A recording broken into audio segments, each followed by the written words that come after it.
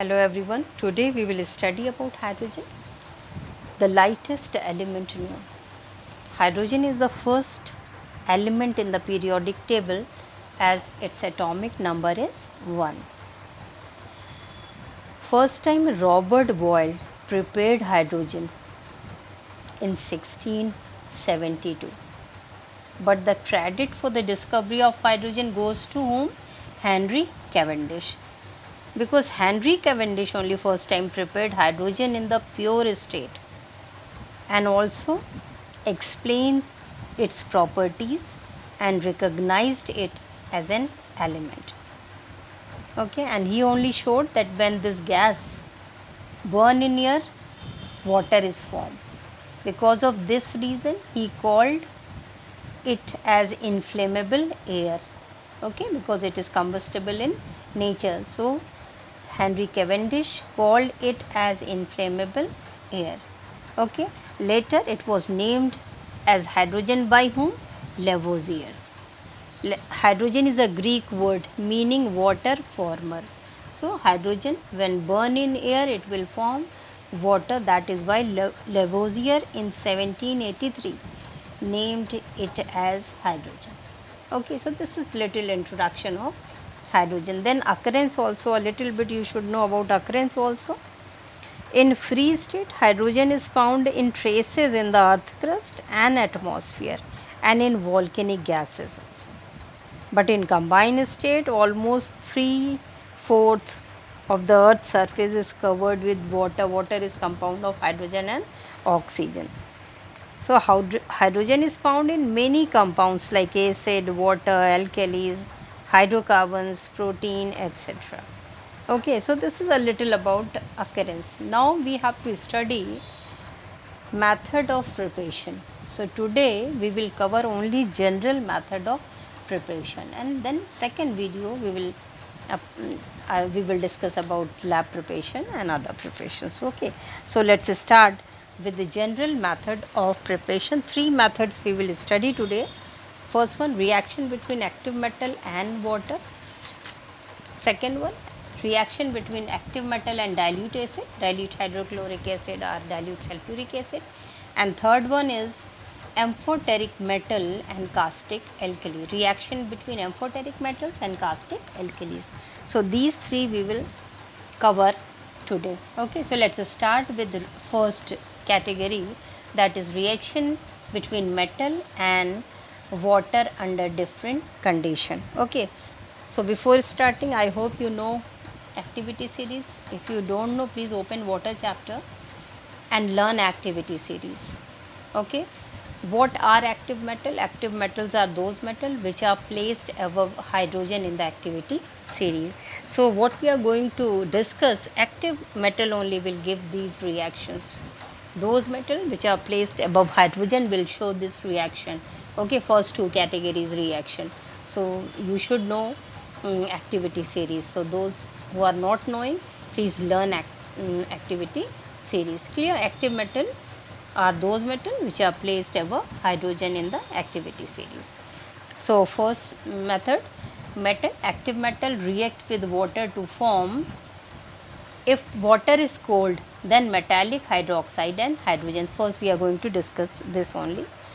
Very reactive metals like potassium, sodium and calcium, which are present at the top of the activity series, they react with cold water to form respective hydroxide and hydrogen.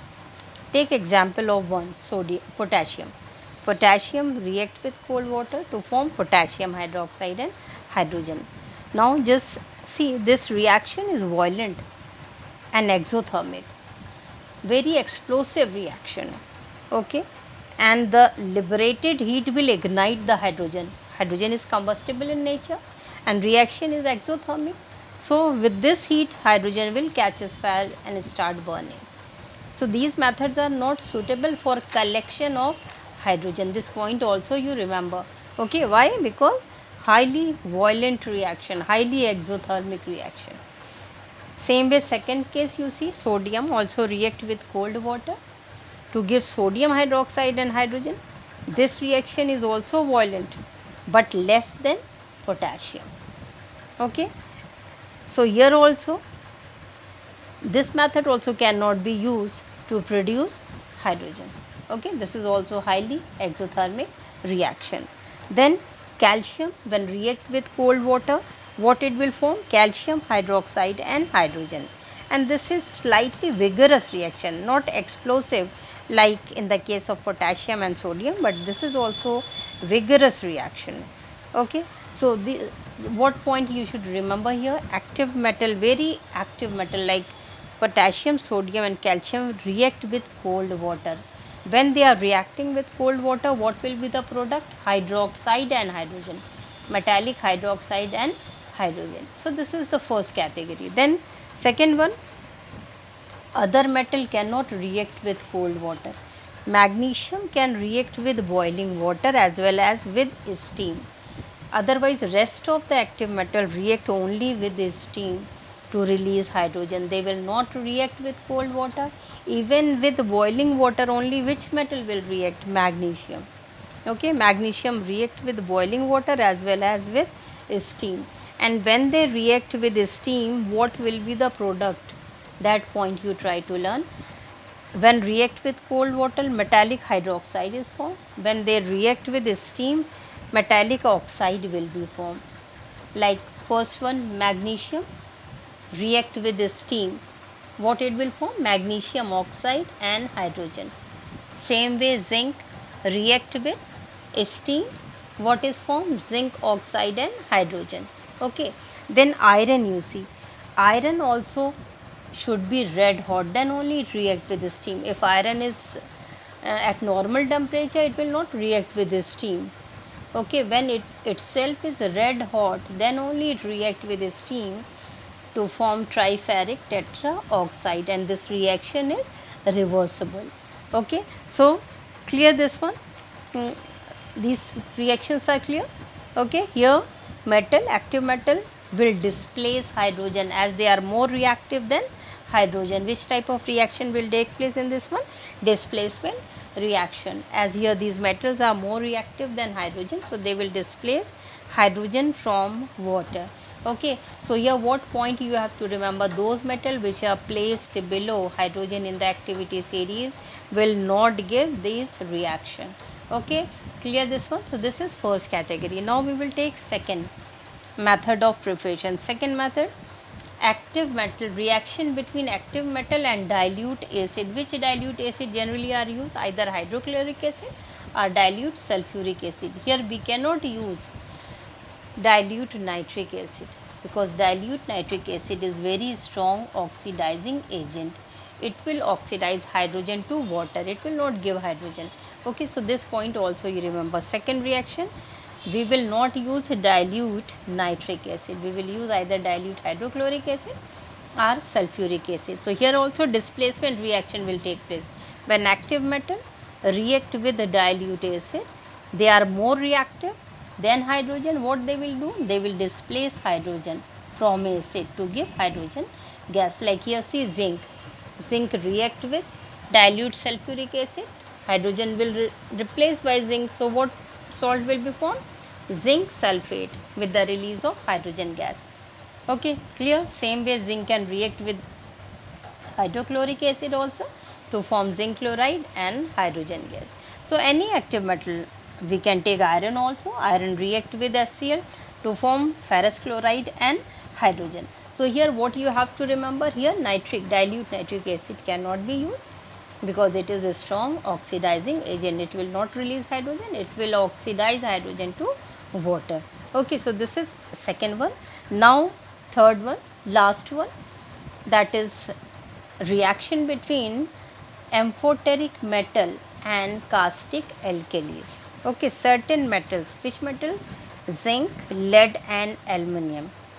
When they are heated with caustic alkalis, it means sodium hydroxide or potassium hydroxide, they will release hydrogen.